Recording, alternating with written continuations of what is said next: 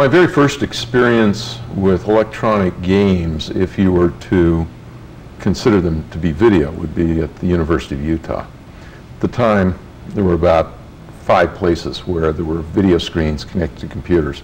The University of Utah happened to be one.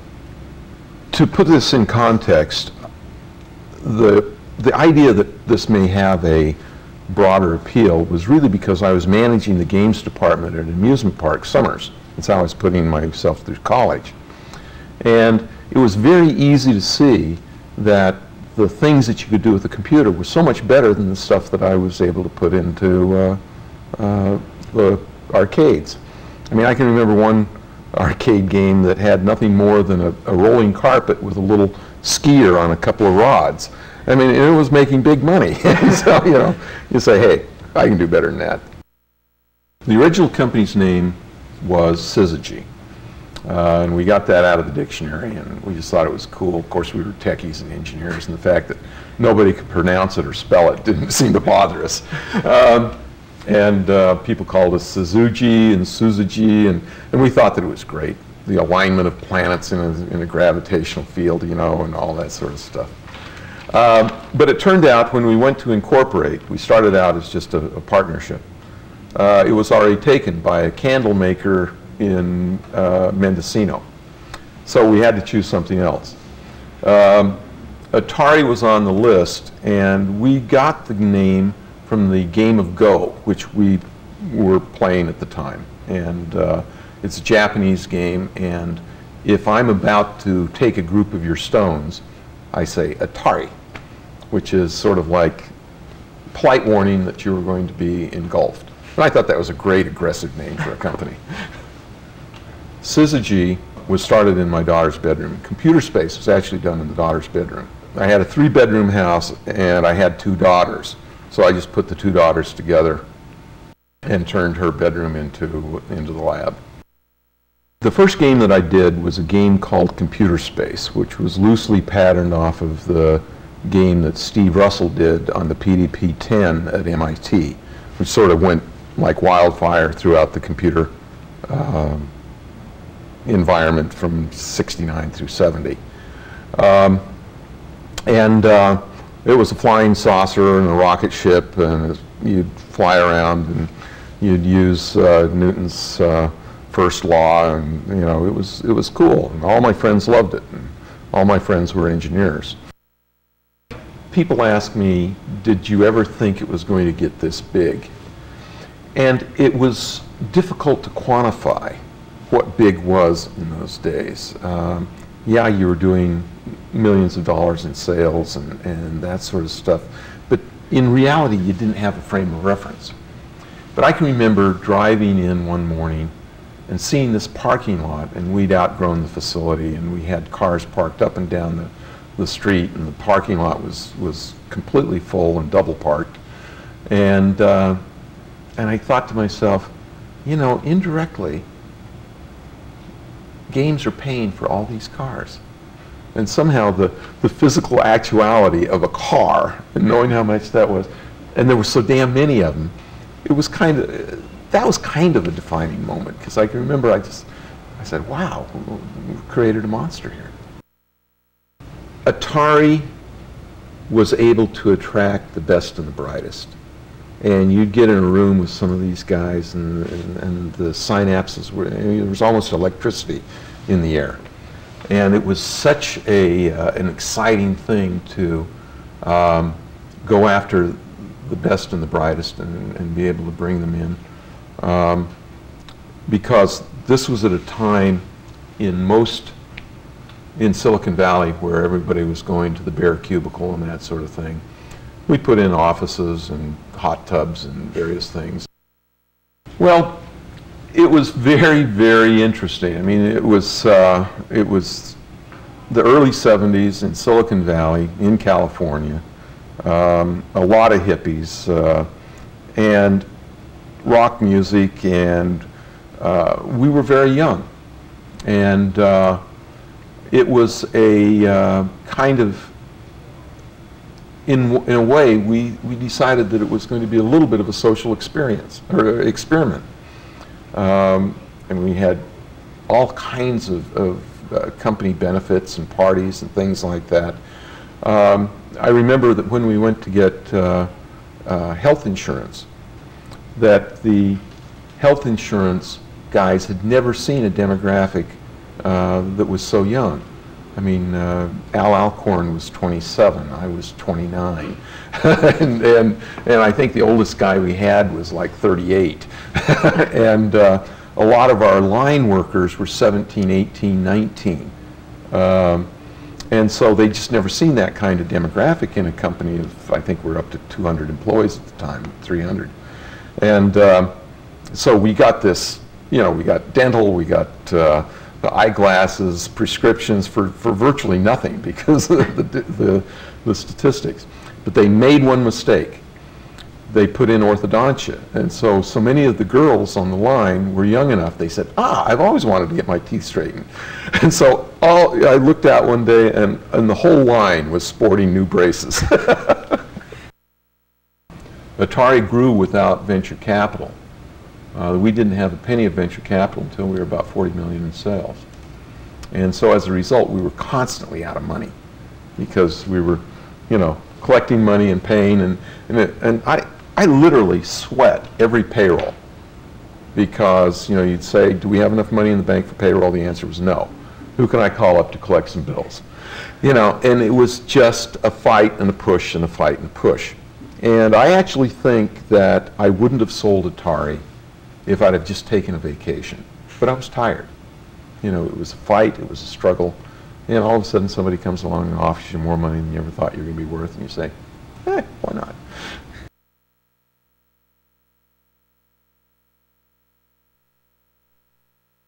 The mainframes were actually connected. There were 4 places in the world: MIT, Stanford, University of Utah, and the University of Minnesota. And these were not traditional television screens. These were more like big oscilloscopes. They called them vector displays as opposed to raster displays. And they were very easy to program games which were very, very simple because you could draw vectors. But as you drew more and more of them, the refresh time would slow down and all of a sudden it'd start to flicker. So as long as you kept the number of objects you were drawing to a small number, you'd get good results. And then what Pong did in the first phase was to really bring it to the low-cost monitors that you had in your home, and because of mass production they were cheap.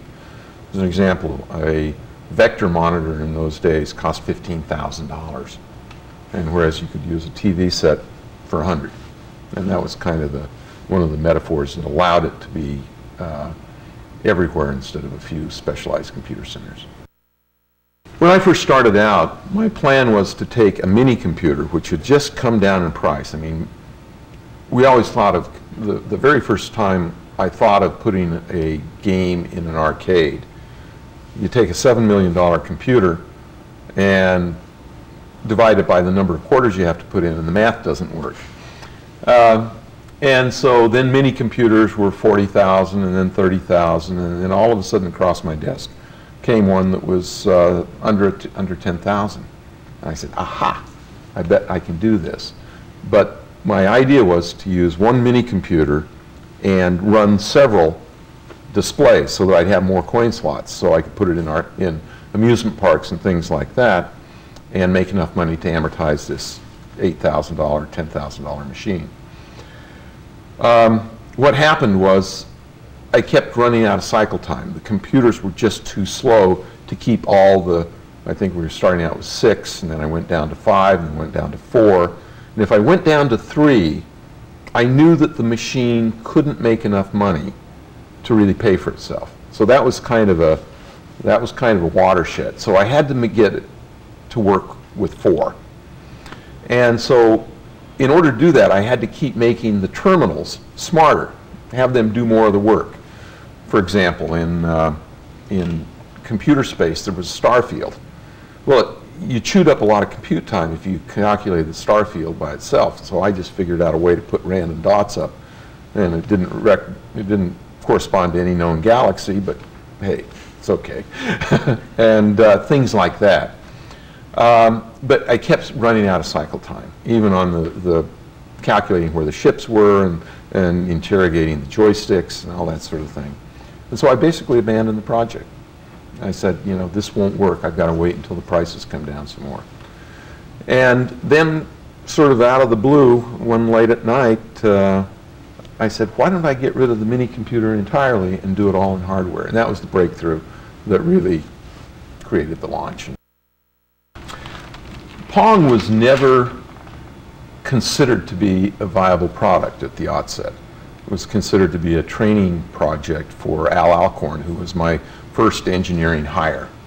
And I felt that some of the things that we were working on, I had a contract to do a driving game, which was quite difficult. I thought it was too big of a reach, and so I just wanted him to get his feet wet by doing a simple game. And so I said, ball going left to right, paddles going up and down when you hit the ball. And he did it and was able to finish the initial board in about a week and a half. I mean, he was very good. We were actually planning to have a little guy with a paddle that you'd place it with the knob, and then you'd push the button and the paddle would go there. And if you hit it too soon, it would go up, and if you hit it too late, it would go down, and so on. But we got the paddle on there, and we decided to just have it bounce off the paddle. We didn't call it the paddle that time. It was the part that was going to turn into the little player. And the game was fun, and so we said, hey, no need to gild the lily. This is good enough. We used this. It was called Andy Cap's Tavern at the time. One, because I knew the owner. Two, because we had already placed computer space in here, and this was kind of a mecca for not the suits part of Silicon Valley, but the techie parts of Silicon Valley. And computer space earned a lot of money in that environment. And so it was very easy to call up Bill and say, hey, I'd like to test Pong here. And he said, sure, bring it in. We had just put it in a little box. It was about like this, with the kind of cash box that you see on kiddie rides, just glued to the side. And we actually placed the box on a barrel. And that was the very first Pong unit. We had put the first unit on test right in this very establishment, right over there. And that was when the famous story about the service call, and the service call being that the cash box had completely filled up and the quarters would backed up through the coin mech. True story. And when I heard that, I thought to myself, and I looked at all the money we had in the world, and it was just enough to make 11, so we bought the parts for 11, built up, and never looked back. It was doing so well, I said, if I can't sell these 11, I can collect enough money just by putting them on location that I know I can pay for the parts and all the other things and keep the company running. And it was, very clear that you license something and you get a 5, 10, 15% royalty. Actually, with hardware, you very seldom got more than a 7% royalty. And yet there was a 50%, 60% gross margin possible. So you do a quick calculation and say, that's a better part of the business. It was a total smash hit. In fact, people started coming in early so they could get time on the machines. And that was the first time I ever saw quarters lined along to reserve a space, which has sort of become part of the mythology of video game sites. First of all, it was simple, and anyone could play, and yet it stretched you because we did the speed-up algorithm so that no matter how good you got, you will ultimately miss it. But there was another factor that happened that I think was very special. And that factor was that it became socially acceptable for a woman to ask a man to come play Pong with her. Women were very good at the game. It was something about the manual dexterity of the knob. And I think that it was a great social experience that was going on.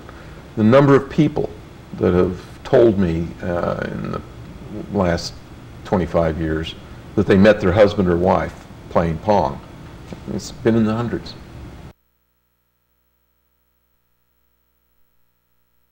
It turned out that if you had something about the mass of a pool ball, which of course you never have in a bar, and you hit the third bolt down on the left side of the coin mech, it would set up a harmonic vibration and you'd get a free game. And literally, whenever it's possible to cheat and get a free game, the world knows about it in about a femtosecond from the first person who discovers it. I mean, there's a network. And this is before the internet, but it's incredible.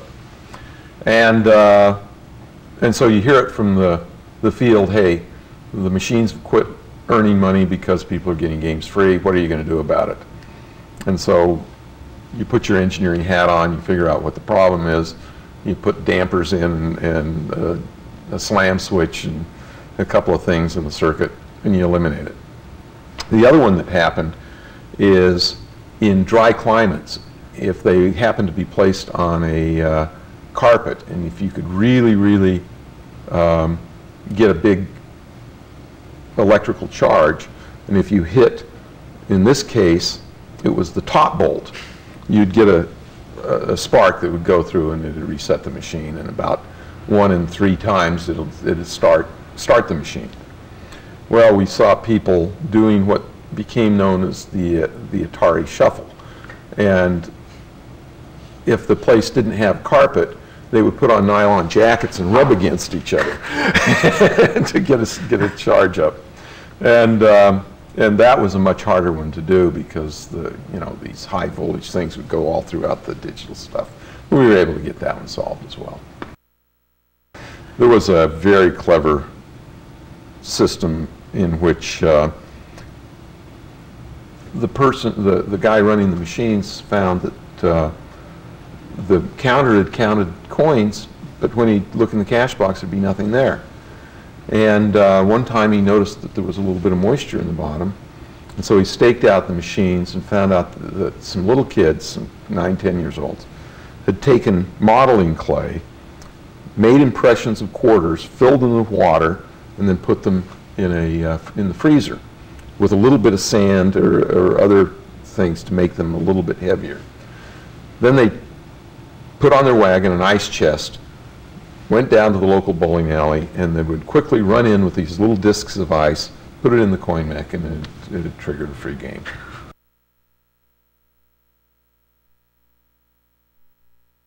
We tried to sell Pong for probably 4 months before we sold any. We took it to the toy show and got no response. We took it to, all kinds of appliance chains, not a single taker. Took all the toy chains, not a single taker. And we thought we had a real turkey on our hands. And yet we knew when we talked to customers that there was a demand for it, that we could sell them to people. But how do you get distribution? I mean, because the toy store said it's too expensive for us. $29.95 is the highest price thing that we have in our stores. You go to the appliance departments and they say, we can't have a $99 product because people want to finance it and we don't think it's going to be lasting that long. So we can't do that. And so the breakthrough came with a single buyer at Sears Roebuck, who we just called after we'd gotten turned down in the Sears Roebuck toy department, who got turned down by the Sears Roebuck Compliance Department, and he'd heard about it. And he said, and the previous Christmas, he had done a big job in home pool tables. And this Christmas he said, pool tables in bars, what else in there? And so he'd done a deal with somebody that did an electromechanical pinball machine. He says, and video games are in bars. Let me give it a try. And so we called him up, and he showed up on our doorstep the next day and said, how many can you produce? We thought we could produce maybe 25, 30,000. So we said 70,000. And he came back with an order for 150,000. And we said, there's just no way we can fund that. We just don't have the money. He says, don't you worry. I'll introduce you to Sears Bank, which he did. And then they advanced us 80% of the sales price the minute the unit fell off the end of the line into a bonded warehouse that we had. And so all of a sudden we had the funding, and you know, if you have the money, you can figure out how to make 150,000. I actually think we made almost 200,000 that year. In terms of game theory, the figure of merit of a good game is minimum rules, maximum richness. And so using that metric, war is the ultimate game, because minimum of rules, massive complexity, whole economies and peoples and cultures whacking it out. If you take the next best metric for game playing, it's business, where you have tremendous complexity, keep score with money, market share, what have you, and it's really fun. And being a game player, looking at strategic as well as tactical decisions in business has always been really a lot of fun. A lot of people wondered why Atari with the 2600 was able to dominate the market so completely and so totally. And one of the reasons was that the consumer game space required in-channel capacity, which was a relatively trick technology at that time. Used, small scale. Had to be able to do very small etchings, and so at the time there were only 5 companies in the world that could do it, that had an in-channel process. So, since we were the first, I went around and I cut deals with every one of the in-channel houses to make me the next generation custom chip for the next generation Atari 2600. And these were exclusive. And so basically I knew that if I could tie up all of them, that nobody could compete with me because there just wasn't anybody left. And so, and it was costing us like $50,000 to $100,000 a year. And I could constantly make just enough little changes that in the in-channel world where it was all LSI, any change set you back at least 3 to 6 months. And so I felt as long as I could keep this shell game going, it'd be really great, and I'd have totally isolated and dominated the marketplace. Well, after I sold the company, and I was working this thing, people say, why are you doing this? You only need one next generation. Pick the guys that are the best and let these guys save you $100,000. I mean, you couldn't really tell them out loud that this is a blocking strategy, because business guys, particularly green eye shade people, don't get that. They don't understand that for $100,000 to get a monopoly is really a cheap price. Really a cheap price.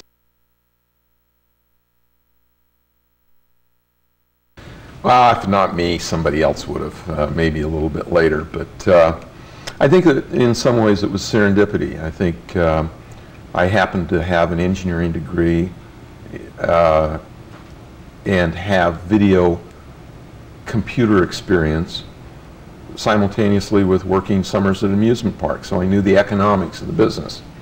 And so putting those things together was relatively simple in some ways.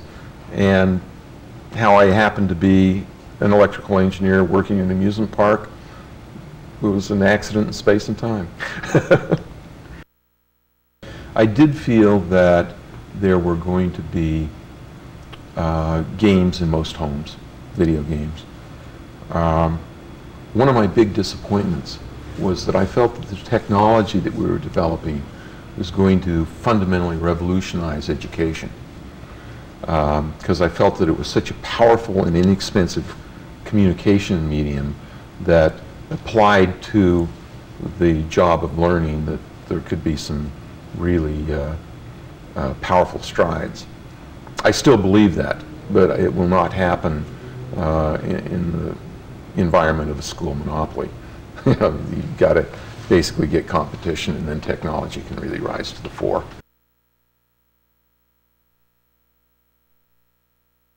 I think that whenever you go back to places that have historical roots for you, it allows you to sort of vicariously relive some of the past fun times that you had. I mean, these were heady times. These were really, the world was in turmoil. The business was in its infancy. I mean, a lot of times the underpinnings for what later became the personal computer business were really being placed here. You know, that sort of stuff. There are all these links and connections. And it's, in some ways, a little tiny bit frustrating, because there was a time in the personal computer business where I knew everything that was happening. I knew the microprocessor, I knew the clock speeds, I knew everything. I knew every hard drive that was available, and then all of a sudden it just goes like this. And so that feeling of control and understanding just goes away. If you blink, all of a sudden the whole segment of the business moves in another direction. The games were fun because they had to be simple enough. The world was naive about video games. There wasn't a long learning curve. And unlike the video game, the coin-operated video game business today, in which very few people play games. I mean, if you were to go down and ask a random number of people, when was the last time you put a quarter in a coin machine to play a video game, the number's pretty small. And what really happened is the games were very accessible to anyone, because they were simple to play and yet challenging and fun.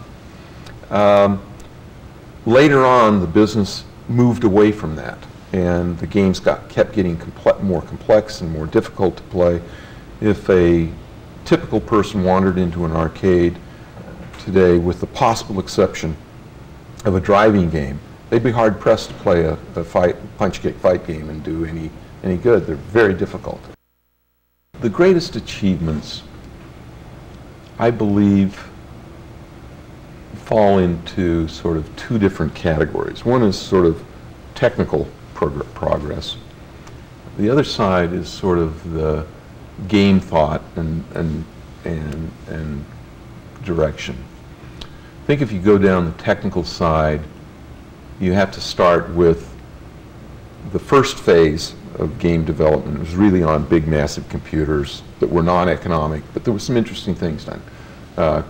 Space Wars is probably the pinnacle of development in that space.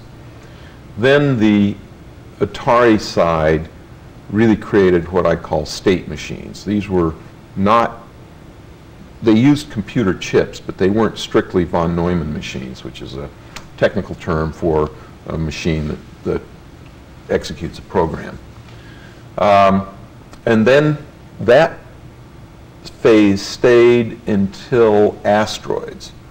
And Asteroids was the first coin-operated video game that had a microprocessor in it. And in that case, the microprocessor still wasn't fast enough, so it basically did a lot of the calculations, but you still had a huge number of chips that you had to do the interface with. From there, you go to consumer Pong and the consumer side of the marketplace, which condensed everything into one chip, which allowed cost and reliability to be good enough that you could go in the home. So that's sort of, I think, a technical breakthrough. And then the Stella in the 2600, which worked with a microprocessor to make a reprogrammable game, and that was where the cartridge economic model was set up, which really allowed a razor blade thing, because we made very little money on the hardware, but we made a lot of money on the software. And that's sort of been the metaphor for the gaming, for the consumer game business ever since. Then in terms of technology after that on the coin-op side, it's been just evolution of bigger, faster, better, faster processors, better use of memory, able to manipulate more and more polygons, which is sort of the standard litmus test of what is good. If you climb over on the software, the entertainment side, you sort of go from what I'd call primitive black and white kind of boxy stuff to the point where you now are creating pretty realistic objects. There was sort of the ball and paddle game phase of the marketplace, then there was the driving game phase, which is continuing on, and then you got into a point in time where there were these object games, these puzzle games, like Pac-Man and Centipede, and some of these old wonderful classics that in which you were sort of gathering and packing and chasing and running and everything against time. Then there was this other thread that was sort of starting at the same time on the computers, which was probably started by Colossal Cave, and that was the role-playing, game-playing, action-adventure, where you were actually in a long-form game. This is a game where you can play for days and days and days. And I actually think that was a very important milestone that which has really spawned the Mists and Ribbons and a lot of the other genres that have been popularized by Sierra and some of the other games like companies like that. On the action adventure side, the arcades have always been very good because they had good user interfaces. The home game side has always been plagued with bad user interfaces and not nearly as good. I mean, it's not as much fun to play a driving game with a joystick than it is to have a steering wheel and a gear shift and a gas pedal. And so that's, you're starting to get that more and more available in the home, but it comes at a price. I think that the home game and the console games and then the divergence of the computer side was also another very important part, because the computer allowed for a lot more creativity, because programmers could, without a huge budget, come up with something that was really wonderful in the computer environment, where it was much more difficult on the home game side, because the manufacturers are always creating huge barriers to entry because they want to control the marketplace. And so I believe that we have much richer and more powerful games, and the game space is more interesting in the computer side because of that freedom. I think it's wonderful that the power today allows you to totally emulate the things that were very difficult to do many, many years ago. And so that it gives access to anyone. These games, which, like fine wine in old bottles, or classics, whether it be music or others, I believe that some of these games are classics and will continue to have play value forever. And I think that, like so many times in the movie field, and that sometimes the emulation is a step, but then there's a chance for sequels in which you take the basic gameplay and upgrade it to the current market standard of color and sound and what have you.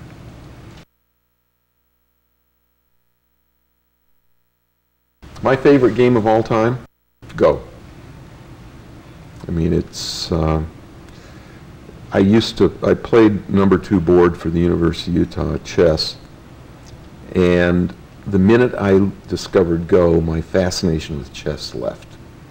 And it's just a wonderfully rich and powerful game, and I still think it's one of those classics that it cannot be beaten in terms of richness and excitement.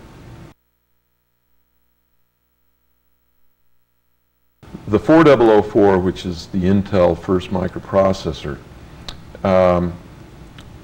was so slow. I mean, it was the first one, and it couldn't possibly have run a video game. And I think that it was invented just a couple of years after.